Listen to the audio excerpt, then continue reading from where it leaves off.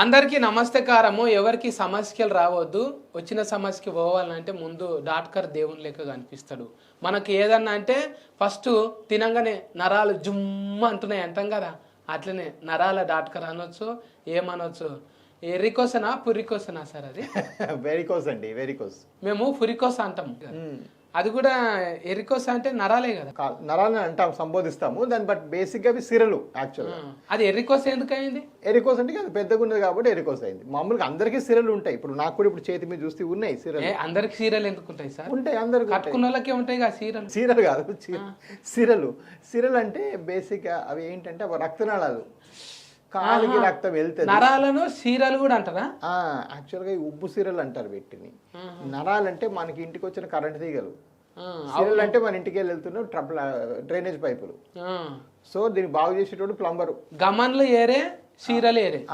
ధమన్లేమో రక్తం తీసుకుపోతాయి, సీరలు ఏమో రక్తం తీసుకొని వస్తాయి. ఓ export transport, loading unloading, loading or going and coming. So ఆ వ్యత్యాసము మనం తెలుసుకుంటే బేసిక్గా ఈ సిరలది ఒక సమస్య.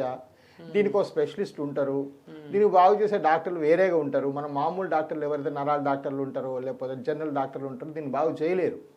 దీనికి ఒక కృత్రిమ పద్ధతిలో బాగా చేయొచ్చు అనేది ఒక కాన్సెప్ట్ అనమాట.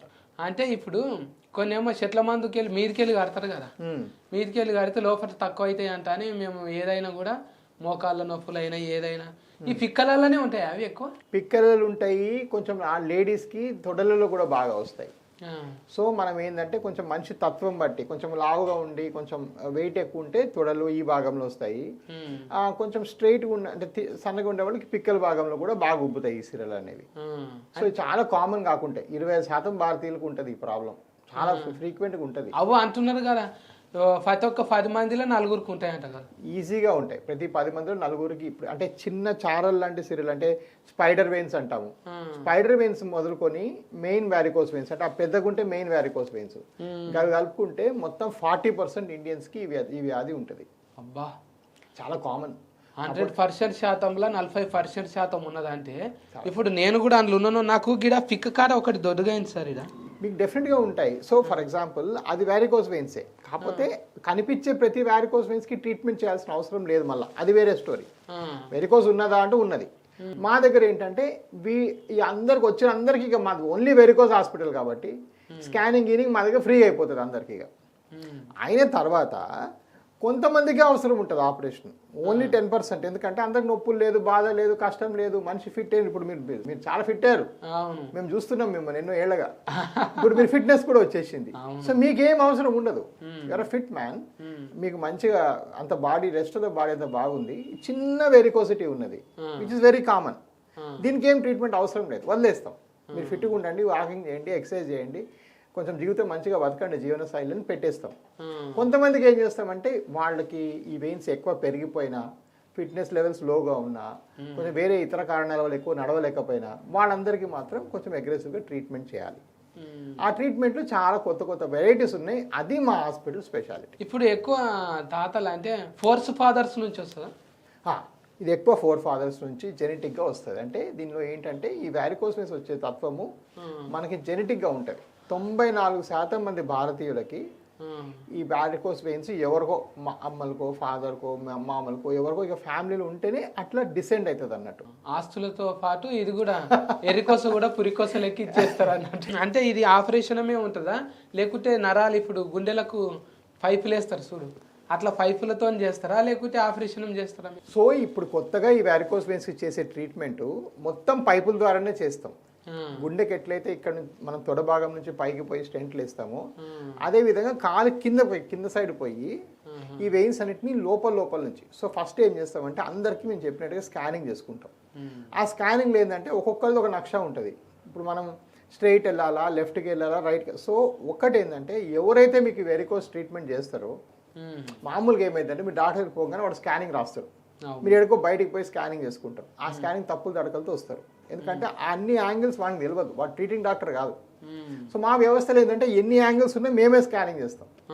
ఇదే స్కానింగ్ మిషన్ మళ్ళీ ఆపరేషన్ రూమ్ తీసుకుపోయి చిన్న సూది మార్గంలో ఎక్కడా కట్ చేయడం కానీ, కుట్లేయడం కానీ, మత్తీయడం లేకుండా లోపల అన్ని కరిగిస్తాం. ఎట్లయితే సేమ్ పైపుల ద్వారా చేస్తామో అట్లాంటి పైపులు కింద వైపు పంపిస్తాం. నాకు కాల్ సైడ్ పంపిస్తాం, పైకి పంపించాం.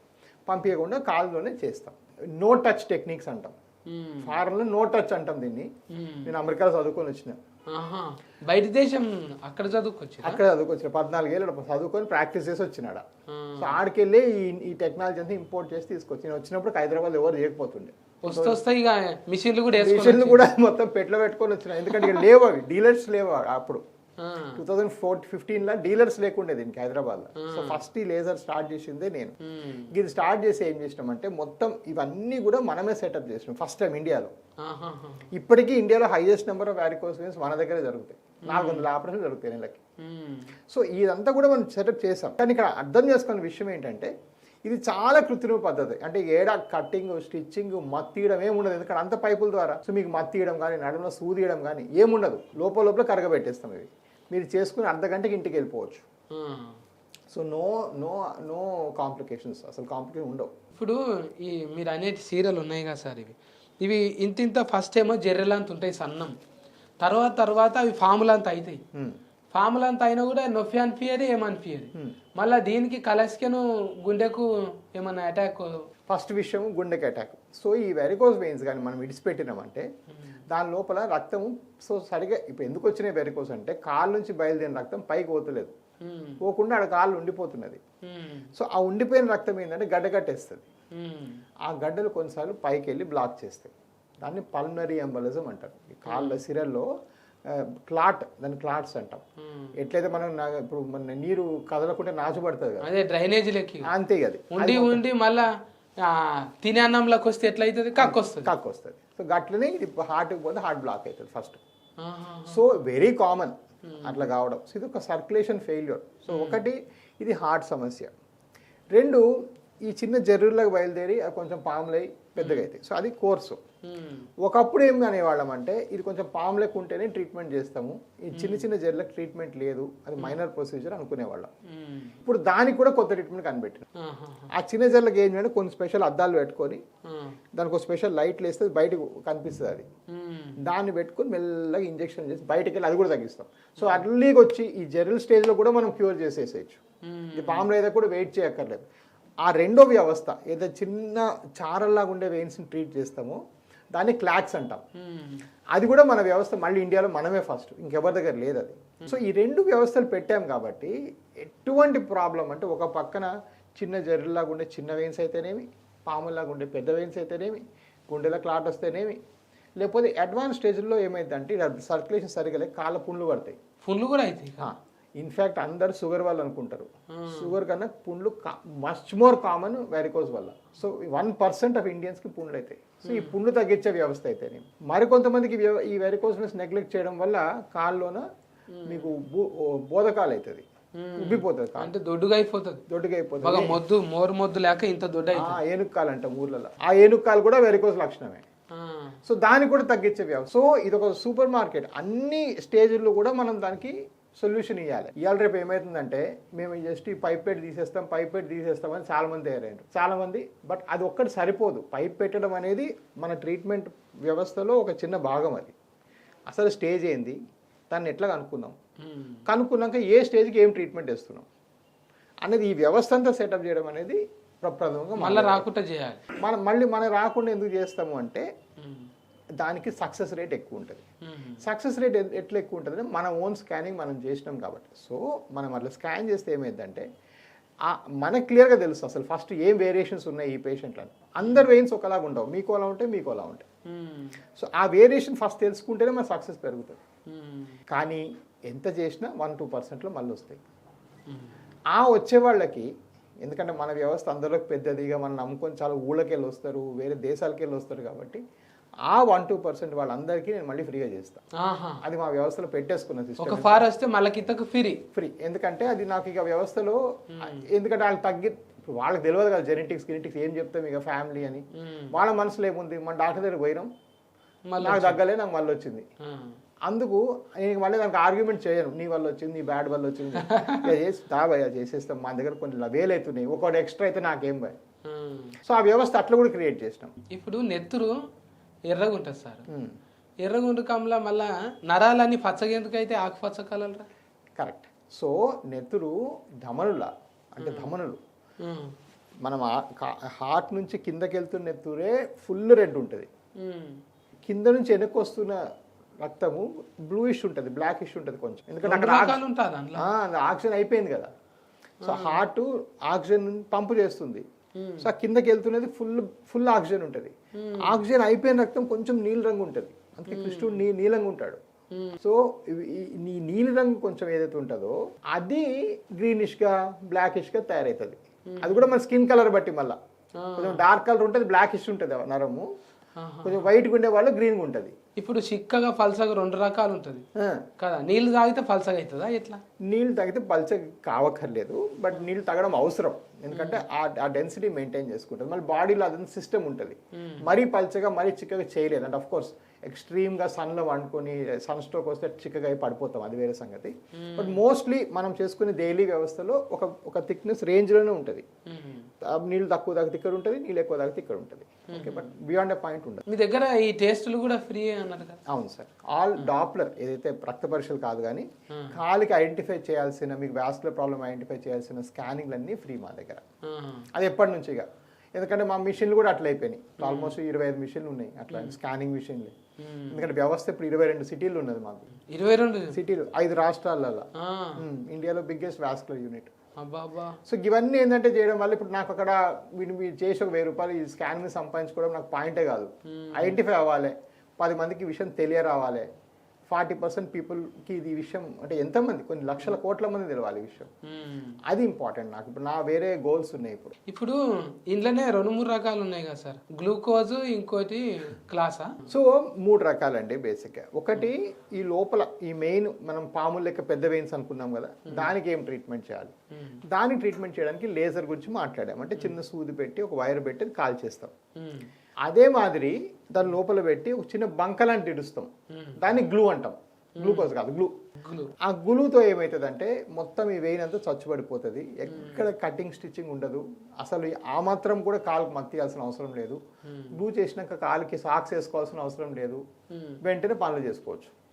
కొంచెం లేజర్కి కాస్త ఒక అర్ధ గంట డిలే అవుతుంది పోవడం, బట్ కొంచెం గ్లూ కొంచెం కాస్ట్ కొంచెం ఉంటుంది, లేజర్ తక్కువ ఉంటుంది. ఇవి 2 కాకుండా ఈ చిన్న చిన్న చారలు ఏవైతే కొమ్మలు ఉన్నాయో వాటికి చేసేది క్లాక్స్. సో క్లాక్స్ మెయిన్ వేసలకు కాదు, మెయిన్ పాములకు కాదు, ఈ సైడ్ కొమ్మలకి చేసేది క్లాక్స్, మెయిన్ చెట్టుకు చేసేది గ్లూ కానీ లేజర్ కానీ. ఎన్ని దినాలు ఉండవలసి వస్తుంది మీ తాన ఇది పెద్దది చేసుకుంటే? వెరికోస్ చేసుకుంటే చేసిన అర్ధ గంటకి మీరు ఇంటికి వెళ్ళిపోవచ్చు. అర్ధ గంటకి వెళ్ళిపోవచ్చు. మా దగ్గర అందరికీ సేమ్ డే డిశ్చార్జ్ ఉంటుంది. ఇన్సూరెన్స్ పేషెంట్లకు కూడా మేము ఉంచాం 24 అవర్స్. చాలా మంది అంటారు ఇన్సూరెన్స్ 24 అవర్ అడ్మిషన్ ఉండాలని, మాకు అవసరం లేదు. మరి ఆపరేషన్ అయిందంటే జాలీగా ఫన్లు, డబుల్ రొట్టె, ఇంకా అవి ఇవి తీసుకొని వచ్చి చుట్టాలు వలకరించిపోవాలి కదా. మీరు అర్ధ గంటలనే ఇంటికి పోతే ఏమైనట్టు ఇది? అదే కదా ఫస్ట్ మాకు వచ్చారు. సో అందుకే నేను యాక్చువల్గా హాస్పిటల్ కట్టిందే దానికి. నేను ఫస్ట్ మొదలు పెట్టినప్పుడు క్లినిక్ కట్టిన చిన్నది. అందరూ అదే అడుగుతారు, అదేంది మీరు ఆపరేషన్ నిజంగా చేసిర్రా? మా డాక్టరు, మా ఊర్లో డాక్టరు ఈ ఆపరేషన్ చేసి ఇంత పాము చూపించిండు, మీరు ఫోటోలు ఏవి అంటే ఫోటోలు ఉండవు, లోపల చేసేసి ఇక ఫోటో తీస్తే కదా ఫోటో ఉంటుంది. మరి వచ్చిన వాళ్ళు పలకరియాలి కదా సార్, అయ్యో ఇంత దొడ్డున్నదా, ఇగో ఎంత అయింది తిప్పలు పాపం అంటే జరసేపు ఏడవాలి. దీనికి కూడా సైడ్ ఎఫెక్ట్లు ఉంటాయా సార్? ఈ వారికోస్ వెయిన్స్కి ఏం సైడ్ ఎఫెక్ట్స్ ఉండవండి. చిన్న చిన్న నొప్పులు వస్తాయి 7వ రోజు నుంచి 10వ రోజు వరకు. దానికి మనం ఏం చేస్తామంటే కొన్ని మందులు పెడతాము, ఆ మందుల వల్ల అది ఆటోమేటిక్గా తగ్గిపోతాయి. అసలు ఏమాత్రం సైడ్ ఎఫెక్ట్స్ ఉండవు, కటింగ్ స్టిచ్చింగ్ ఉండదు. ఇప్పుడు షుగర్ ఉన్న వాళ్ళకి కుట్లు మానవను, చాలా మంది అంటారు నాకు షుగర్ ఉన్నది ఆపరేషన్ చేయించుకోవచ్చా అని అడుగుతారు. దానికి సంబంధమే లేదు, అసలు మీరు చేసుకుని వెంటనే పనులు చేసుకోవచ్చు. సో ఎటువంటి లింక్స్ కానీ రిలేషన్షిప్స్ కానీ లేవు. సో ఆటోమేటిక్గా చేసుకోవచ్చు, ఏం సైడ్ ఎఫెక్ట్స్ ఉండవు, అండ్ మంచి రిలీఫ్ వచ్చేస్తుంది. మంచిగా చెప్పారు సార్. నరాలు, సిరలు, దమన్లు, అవును, ఈ రెండుటికి ట్రాన్స్పోర్ట్, ఎక్స్పోర్ట్, మళ్ళీ ఎట్లా చేయాలి, ఇది క్లాసిక్ ఏంటిది, గ్లూట్ ఏంటిది, వివరంగా అర్థం కాని వాళ్ళకి అర్థమయ్యేటట్టు. నాకు నెత్తిలో ముందు ఇదే ఎర్రగా అంటే ఎర్రగా ఉండాలి కానీ పచ్చగా అవుతున్నాయి, నాకేమో అది ఏంది కళ్ళ పసకలు కూడా అయినాయా, నరాలు పచ్చగా అవుతున్నాయిరా, 40 దాటంగానే నరాలు తేలుడు, ఇవన్నీ ఒకటి రోగం లేక అనుకుంటుంటే. అంటే ఇప్పుడు వేజ్తో పాటు అవి తేలుతుంటాయి. ఎట్లయినా కొవ్వు తక్కువైన కొద్దీ ఇది మీదకి వస్తుంది, తెప్పల మీదకి వెళ్ళి లేచినట్టు. మంచిగా చెప్పి రాజా గారు పేరుకు తగ్గట్టే మీకు 2 మీ దావగాన్లు 2 ఉన్నాయి కదా సార్? 22. అప్పుడు 4 కావాలి. Thank you so much. మలకిత కల్లా మంచిగా ప్రపంచవ్యాప్తంగా మీ పేరు ఇంకా రాజా అనే అన్ని కనిపించాలి. ఏబిసి A to Z ఇలా నరాలకు సంబంధించిన అన్ని దొరుకుతాయి అంటే అని ప్రపంచానికి తెలియాలి. మన దేశంలో అయితే ఆల్రెడీగా హీట్ అయింది. మీరు మంచిగా చేయాలి. జనాలకు కూడా ఎక్కువ బీపీఎల్ఏ వస్తున్నారు అంటారు కదా, బిలో పావర్టీ లైన్, వాళ్ళకు కూడా చూడనట్టు ఎన్ని ఇస్తే అన్ని కాని అన్నట్టు నడిపిస్తున్నారు రాజా గారు. మీ మనసు మహారాజు లెక్కనే మీ మంచిగా నడవాలని కోరుకుంటున్నాం. థ్యాంక్స్. మీరు కూడా కావాలంటే నరాలకు ఏమైనా ప్రాబ్లం ఉన్నప్పుడు పోయి ఎవిస్ అనే దవాఖానకు పోయి రాజా గారిని కలుగుండి ఆడ ఈ లైట్ వేసి చూసి అప్పటిదప్పట్లా రూపాయి తీసుకోకుండా ఉన్నది లేనిది అప్పుడే చెప్పేస్తాడు. ఓకేనా? Thanks for watching.